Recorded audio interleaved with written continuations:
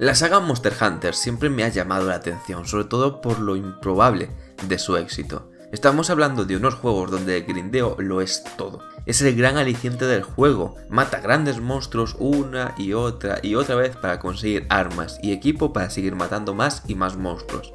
En eso ha consistido la saga desde 2004. 14 años con una fórmula y unas mecánicas que han mejorado, que se han perfilado, pero que en su esencia es exactamente lo mismo. Una saga que ha vendido más de 50 millones de copias.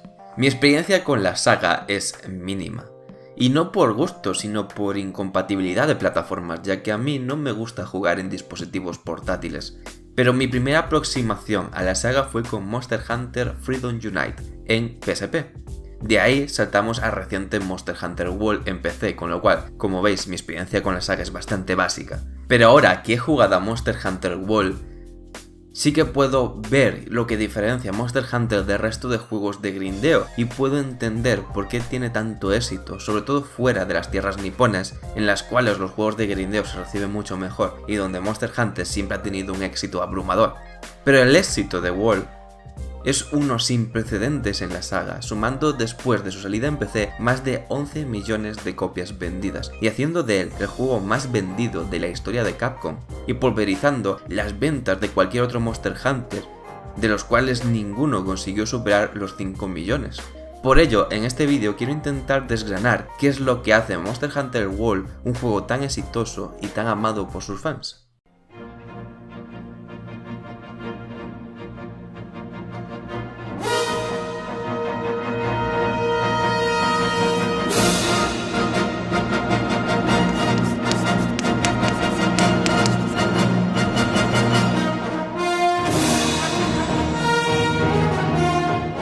El motivo más obvio de su éxito son las plataformas en las que ha salido y el gran salto gráfico, permitiendo a la saga un salto tecnológico sin precedentes.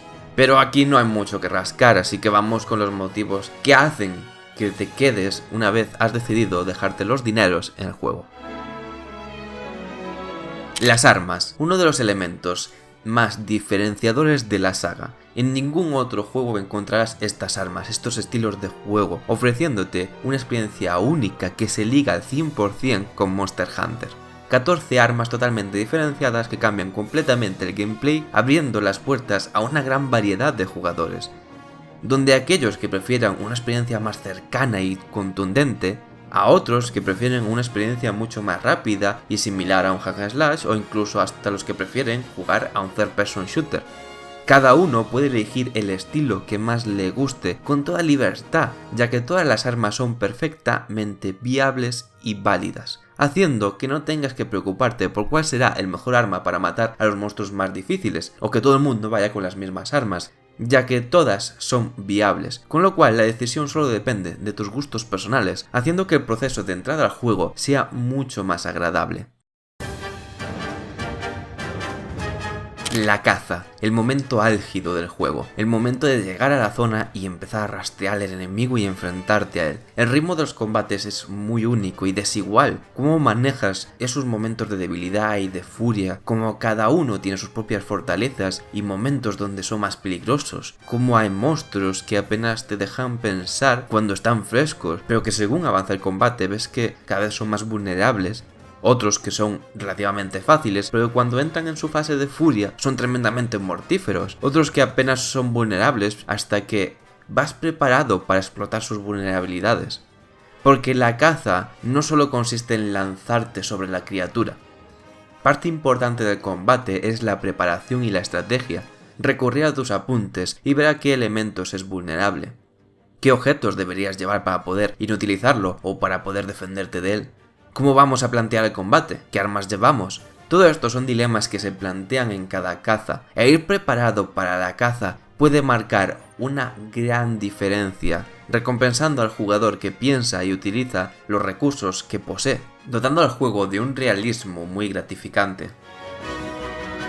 Y si a esto le sumamos el realismo de los mapas de esta nueva entrega, creamos una experiencia totalmente inmersiva. Donde antes teníamos pequeñas arenas separadas por constantes pantallas de carga, ahora tenemos un gran mapa totalmente conectado, muy intrincado, con una fauna y flora que dan una gran sensación de estar en un ecosistema vivo, con jerarquías entre las criaturas que pueden dejarte imágenes y escenas impresionantes y totalmente orgánicas.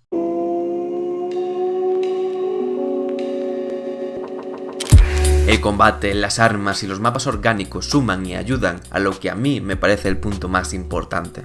Los juegos de grindeo se basan en las estadísticas, los números lo son todo, la optimización de las builds, los críticos de daños millonarios, las builds sin fisuras, el min-max. Y esto todo Monster Hunter lo tiene. Pero el grindeo de Monster Hunter no te hace sentir que lo único que importa son los números. La habilidad, la estrategia y la planificación juegan un papel mucho más importante que los números. Tanto es así que, si mal no me equivoco, este es el primer Monster Hunter que te enseña el daño que haces. Y esto es muy gratificante, sentir que tu habilidad y conocimiento es lo que más valor tiene a la hora de enfrentarte a un combate contra una criatura enorme y feroz. Es muy agradecido.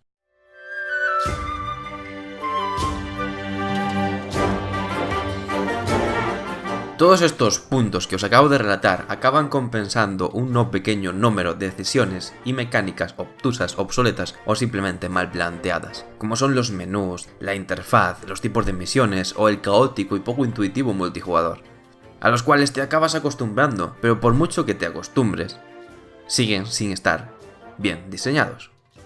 Pero todas estas pequeñas cosas en general acaban viéndose sobrepasadas por los puntos buenos, que son lo que acaban fidelizando a un público millonario y que ha dado un nombre y un estatus a la saga muy destacado, culminando en el gran éxito que ha supuesto este Monster Hunter World.